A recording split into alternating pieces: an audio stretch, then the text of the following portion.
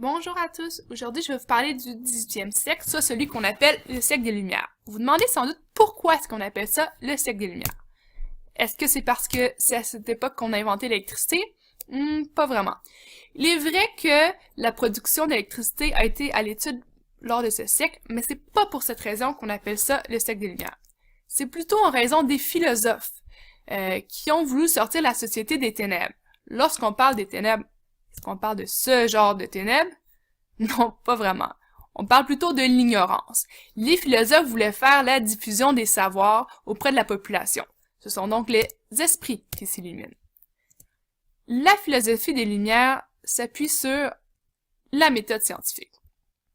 Vous le savez, lors du XVIIe siècle, pendant la Renaissance, on a fait beaucoup de progrès scientifiques. À partir du XVIIIe siècle, les philosophes rejetaient toutes les croyances qui n'étaient pas basées sur des expériences scientifiques. C'est pour cette raison qu'on va rejeter deux choses, les dogmes religieux et la monarchie. Vous le savez, à cette époque-là, le christianisme était très important. Et c'est la religion qui dictait la façon de penser aux gens. La religion était aussi très liée à la politique et le clergé avait beaucoup de pouvoir. Les philosophes, eux, vont rejeter les dogmes religieux. Parce que ce ne sont pas des croyances qui sont basées sur des expériences scientifiques. Ils vont aussi, en fait, rejeter la monarchie.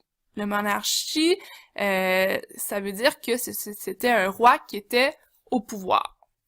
À l'époque, surtout en France, il y avait l'absolutisme royal, c'est-à-dire que le roi avait tous les pouvoirs. On peut d'ailleurs penser par exemple à Louis XIV, qui représente très bien l'absolutisme royal.